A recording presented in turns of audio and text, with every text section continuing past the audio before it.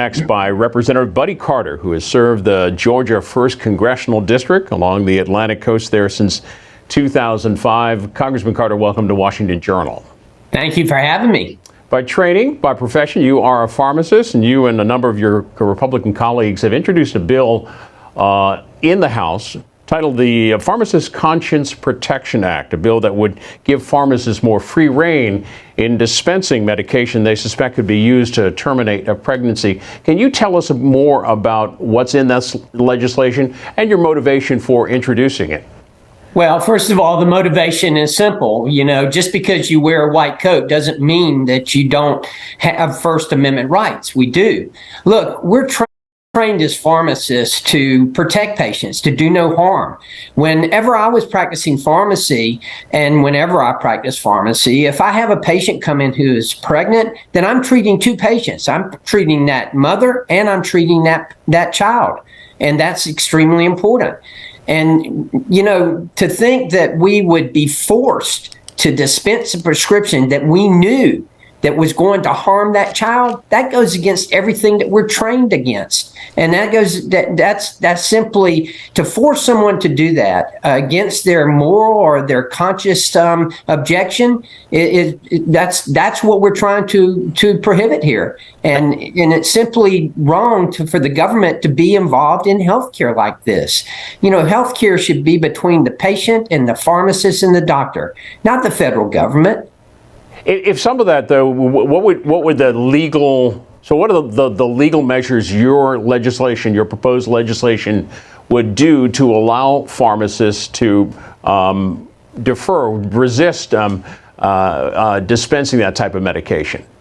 Well, what it would do is it would say that HHS, who has promulgated these rules and is trying to enforce these rules, would not have the right to do that. That a pharmacist would, and essentially what it would say is that a pharmacist has the ability to morally or consciously object to filling a prescription that they know is going to harm a patient. And listen, a baby is a patient. A baby in the womb is a patient to us. That's the way we're trained, and that's the way that we approach our jobs is protect both the patient and the baby. You know, we're constantly warning mothers, you know, you need to, if you're pregnant, you shouldn't be taking this because it could harm your fetus. And that's the way that we're trained. And to think that the government is going to force us to dispense a prescription that we know is going to harm that child, that goes against everything that we believe in. Would that legislation also allow pharmacists to to turn down people's prescriptions for contraceptive medication? No. Look, this is, I've dispensed, I can't imagine, I'm sure it's in the millions of birth control pills throughout my career. And what we're talking about here is something that would purposely cause a patient to abort a child. And listen, I experienced that when I was a pharmacist. I knew there were certain drugs. If I got this drug and it was written for a quantity of one, I knew what it was going to be used for, and I was not going to dispense it, and I refused to dispense it. In fact, when I was a member of the Georgia State Legislature in the state Senate, I sponsored legislation and passed legislation that said that a pharmacist could not be fired from their job because they refused to fill a prescription that they knew was going to be used for an abortion. Can you think of another instance in your professional life or other pharmacists that you know where you've been faced with this sort of moral quandary or decision not to prescribe a medication outside of the realm of abortion medication?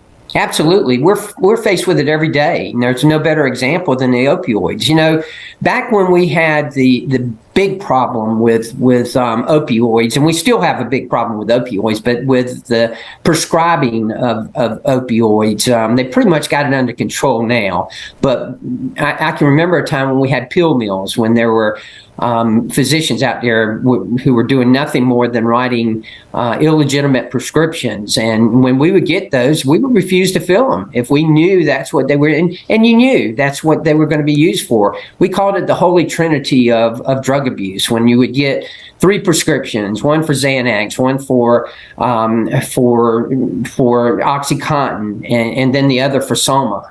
And when we would get those prescriptions, and you get them in quantities of like 180, and it'd be from one of these pill mills. And I can remember specifically that I was working one President's Day, and I was in the Georgia State Legislature. We were not in session that day, and I was working. I had a patient come in who had 3 of those prescriptions, and they were from a physician down in Florida.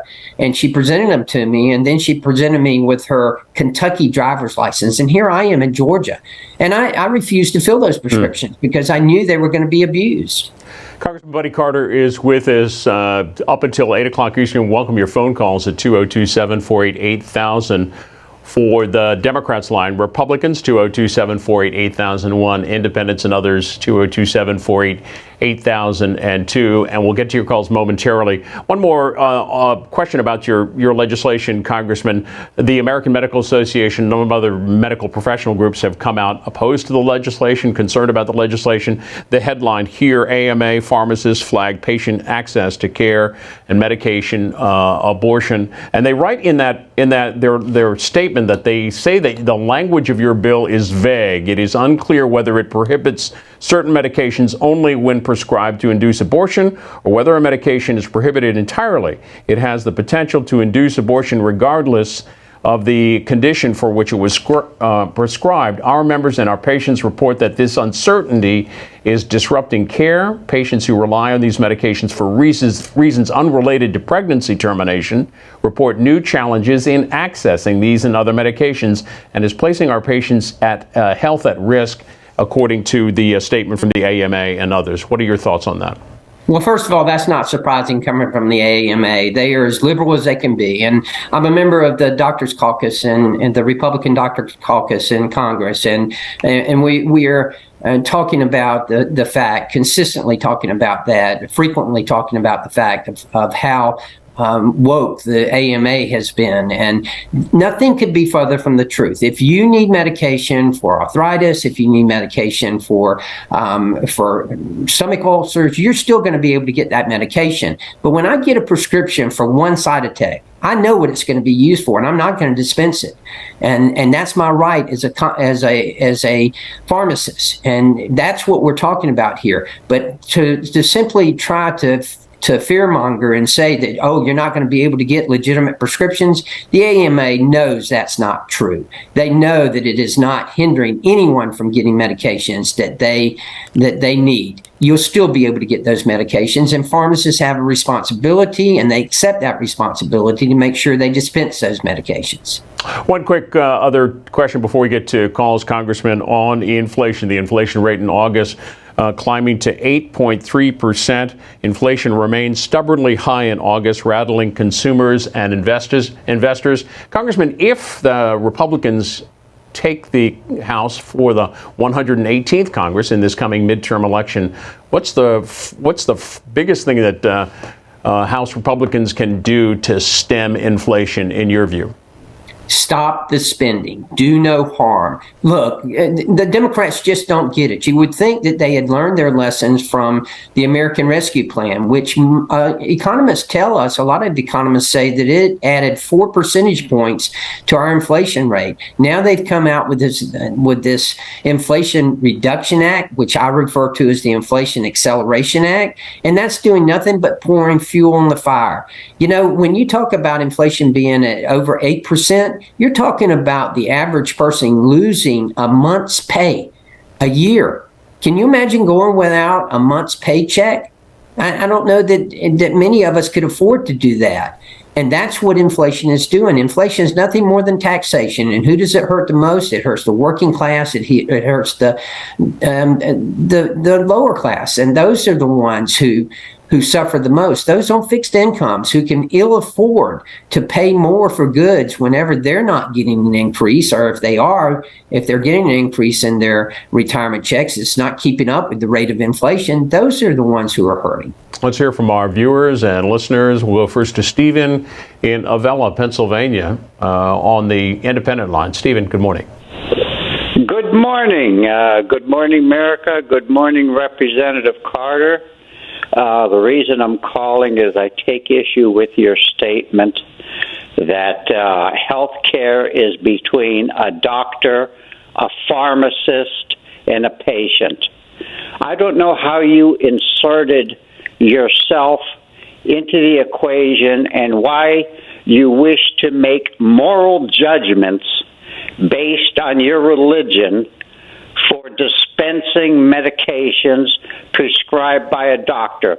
There's no confidentiality agreement between myself and my pharmacist. He's there to do a job.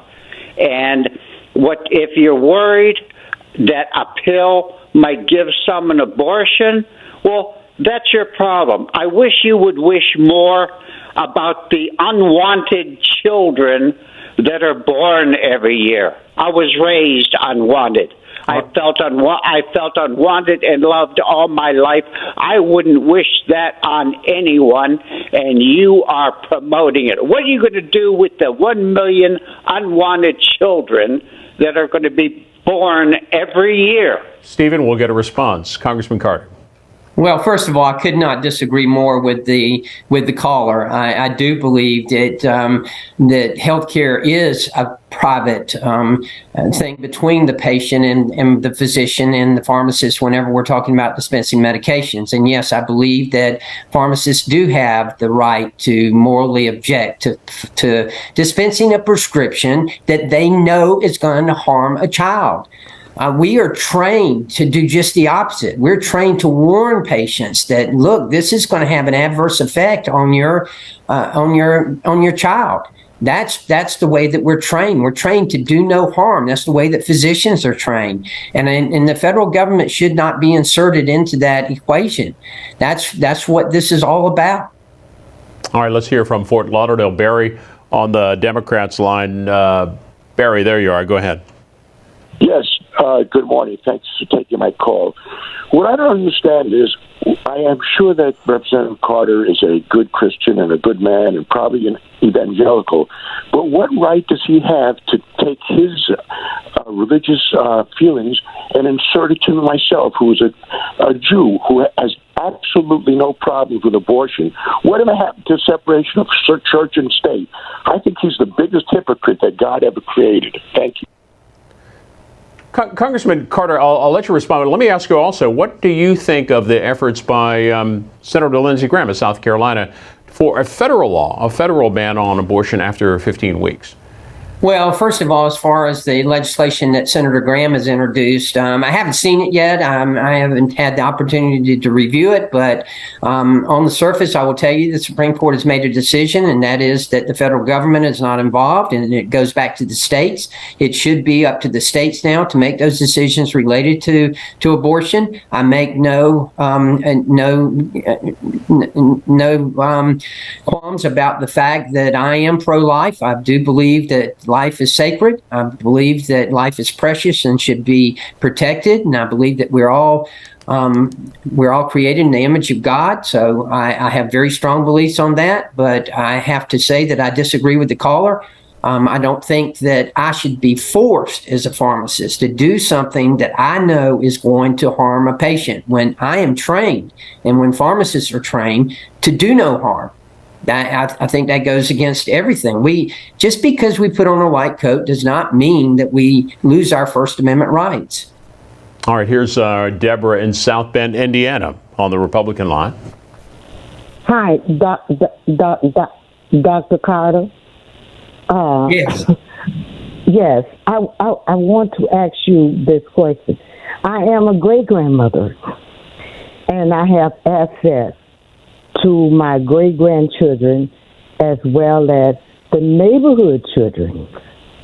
And what is alarming to me and what I'm concerned about is these fentanyl sweethearts, candy that is floating around. So I was in Walmart about a couple of weeks ago, and I saw these little candy laying around. And so, me myself, I was tempted to pick one up. And then I thought about, so wait a minute. I got to educate my community and the young people We got to teach our children that candy is real serious now. So I had a conversation over Labor Day with my neighborhood. And I said, look, we have got to do something different now, because we've got to tell our kids, Halloween coming up, our kids are not going to be able to take candy. Candy is a bad thing now. All right, we'll let you go there. We'll go to Bill. Congressman, anything to add to that? Or What a great call, and she is spot on. I mean, what they're doing now with fentanyl, and this is why we need to secure our southern border. We think it's, you just want to keep people from coming over here. You're inhumane in that sense. No, we're talking about the flow of drugs across that border that is infesting all of our communities and is killing our children. It's killing our population here. There's enough fentanyl in this country now to kill every American 7 times over. Last year, we lost over 107,000 people due to overdose, much of it to fentanyl. We lose over 300 people every day to fentanyl poisoning. And just as the caller pointed out, many of this is being masked as candy. And our children are the ones who need to be educated and need to understand that this is dangerous. all right, here's Bill in Tampa, Florida, on the independent line. Good morning. Good morning. Good morning, Representative. Good morning. My problem is that I don't understand how people like you will sit around and say, we want to do this to protect the unborn, and this and that. How many kids have you adopted out of foster care? How much money comes from your personal budget to support kids in foster care? How can you, Representative, you got no problem trying to protect the unborn, but what do you personally do to protect the born? Especially unarmed black people that the police will shoot on the spot and said, I feared for my life. How many people have you adopted of color out of foster care since you've been a representative out of your personal budget? All right, Congressman Carter. And I don't really know how to respond to that, except to tell you that I do support different charities that help with this type of thing. And of course, in Congress, we support programs that help foster children. I understand that is a concern, and certainly something that we need to be helping with. And as part of our outreach, as part of the outreach of the church and of our faith, that is it's called upon us to make sure that we are helping these people, and I participate in that. So, look, I'm not going to be apologizing for the way I feel about a child and about abortion. I am pro-life, and I'm proudly pro-life. We're not talking about when you talk about a 6-week-old, we're not talking about a glob of cells here or just a conglomeration of tissue. We're talking about at 6 weeks, a child, a fetus, you can see that they've developed eye sockets, eyebrows, that they suck their thumb, and at 12 weeks, they can feel excruciating pain. And this is a real child. This is a baby, and we need to be protecting that. The deadline you and your colleagues face is 2 weeks from today, with the end of the fiscal year. The headline from government executive that lawmakers are eyeing a stopgap spending measure to avoid a shutdown through mid-December. In other words, past the midterm elections. What are your thoughts on what might be in that continuing resolution, that short-term spending measure, Congressman? Well, not being in the majority, of course, we don't have a whole lot of control over that. I don't know what the Democrats have in mind. First of all, we need to get this done. We don't need a government shutdown. That's not good for anyone. It's not good for Republicans, Democrats, independents, and especially not for taxpayers. We do need to continue on, as you indicate, at the end of this month, September the 30th. We will have to have something done. I hope it's a clean CR. I hope there's not a whole lot of things added to it.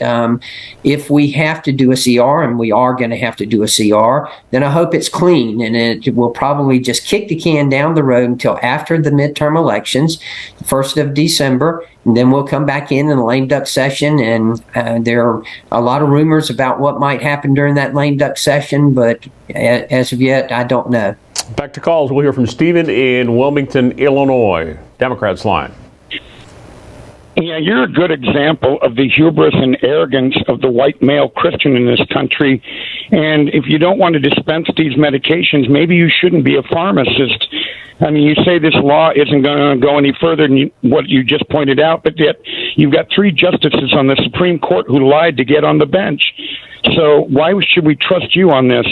And in closing, I'd just like to say that I always felt Sherman didn't do enough in Georgia. Goodbye. All right, we'll move to Tony in White County, Arkansas. Republican line. Go ahead, Tony.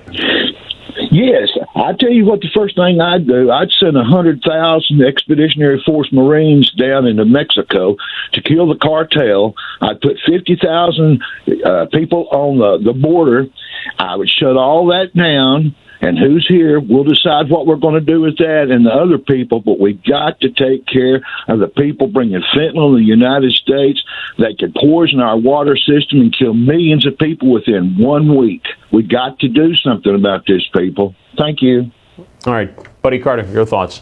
I couldn't agree with him more about the fact that we have to do something about fentanyl. Look, this is infesting every community. I think a lot of people think of this as the border as being just a problem at the border states, at Texas and Arizona, New Mexico and California. No, these drugs are coming across that border and they're infesting every community, even in my district, in the rural areas of South Georgia. I've had some of my county sheriffs tell me that, they've got drug cartels or they've got gangs that are influenced by the drug cartels right here in South Georgia. Don't think for 1 minute that this isn't infesting every community in America. It is, and we've got to stop this. How the vice president can sit there and say that we've got a secure border is beyond me. I've been to the border 5 times since I've been a member of Congress in the last 8 years. The president of the United States, as a senator, as a vice president, as president, has never been to the border. This is simply ridiculous what's going on in the border right now. A country without borders is not a country at all. All right, to Sykesville, Maryland, next up. Adi, good morning, on the Democrats line. Good morning. So I've been listening to this whole conversation, and it's amazing how we continue to hear Republicans try to impose their belief on the rest of the country. You have every right to never want to abort or never want to take a medication from a pharmacy or whatever that is. But now you're going as far as saying pharmacists, you have a right to object to actually filling out prescriptions. How far are we going to go with this madness of you just having to try to impose your belief on the rest of us? When are you going to stop playing God? Let God be God. I don't know why you're so concerned about other people's business. Please, let's stop this. Focus on what is important to the country. There's a ton of things you guys should be worried about, like inflation. That's okay. But get out of this business of abortion and all this crazy culture wars. We're tired of it. Please. Well, Congressman Carter, on your proposed legislation on giving pharmacists that right to refuse to dispense that medication, have you heard from colleagues in that business, in your profession, that they would like to have this as an option? Absolutely. Absolutely. Look, we're not saying if a pharmacist chooses to dispense that medication, then certainly they have that right. All we're saying here is that, we shouldn't be forced to do it. And that's what the federal government wants to do. They want to force. I hear these callers are saying, oh, you shouldn't be making that decision. But you're telling me that someone else is going to make that decision to force me to do it? That's what's wrong here. If a pharmacist wants to dispense a medication that they know is going to harm a child, that's up to the pharmacist. I disagree with it, and I don't think they should be doing it, but I'm not telling them they can't do it. But the federal government wants to tell me that I must do it. That's the problem here. You mentioned earlier, as a pharmacist, you brought the example of refusing that prescription. The woman from Kentucky, you were in Georgia. In hindsight, looking at the opioid crisis in this country, do you think that pharmacists overall should have been more vocal in about what was going on with opioid prescriptions across this country? We were vocal. We were vocal, and we were hollering. We were asking and begging the DEA, turn hydrocodone into a C2 prescription. It took them too long to do that. They drugged their feet and didn't do it quick enough. They've done it now, and yes, it has helped. And the changes that have been made, the dispensing of prescriptions of dangerous medications and of opioids for illegitimate uses has decreased significantly, and almost to the point where it's decreased too much, and that we're hurting people who need that medication. And sometimes you can swing that pendulum too far. In a lot of cases, I think we've done that. We need to get it back to where patients who truly need this medication can get this medication. However, if I look back into the late 2005 through 2012, maybe, when all this was going on, when these pill mills were coming, I was introducing legislation in the Georgia State Legislature to do away with the pill mills, to address this. So to blame pharmacists for this, I think, is wrong. Physicians who were participating in this, some of them are still practicing now, and that's wrong. Let's get a couple more calls here. We'll go to Julius in Chicago Heights, Illinois, Independent Line. Mr. Carter, you as a pharmacist would deny a pregnant woman prescription prescribed by her doctor, which might save her life. And if she don't survive, the baby can't survive. You sound like you got about as much sense as Trump. I'd like you to respond to that. I'm not sure what I'm supposed to respond to, if I've got as much sense as Trump, or dispensing a prescription that I know is going to harm a child. Look, I don't care how many laws you pass. I'm not doing it. That's all there is to it. Now, I'm trying to protect pharmacists and give them the right to make that moral objection, that conscientious objection, if they want to. That's up to the pharmacists. But for the federal government to force a pharmacist to say, you're going to give this abortion, be the same thing as the federal government going in and telling a doctor, you're going to perform an abortion. You're going to kill that child. What do you define as a successful abortion? It's when only one person dies. We are trained to protect people, to do no harm. That's what we're trying to protect here, is to give the pharmacist the right, if they conscientiously object to this, that they can do that. All right, here's Abe in Southern Pines, North Carolina. Good morning. Democrats Line. Yeah, good morning, C-SPAN. Yes, Mr. Carter, you really sound like a hypocrite, and I can't understand what you're saying, because on one hand you're saying, yeah, you want to protect the child. That's understandable. But on the other hand, once the child is here, I don't hear you Republicans talking about how to protect life once it's gotten here. All right, we'll let you go there, Abe. A couple of people have brought that as a topic up. What are your thoughts on that, Buddy Carter? Well, certainly there are programs out there. There are centers out there that help patients and that are there to assist parents and assist mothers who need it. We've got a number in our district here in the state of Georgia. We've got quite a few, and they are here to help in just that situation there. Look, we want to help people. We understand that there are some unwanted pregnancies here, and that's why we have programs out there, and we have centers out there that are to serve those people and to help those people. I would submit to you that there are programs out there that people are not utilizing that are available that could help them in these kinds of situations. Georgia Representative Buddy Carter of the 1st District, thanks for being with us this morning. Thank you.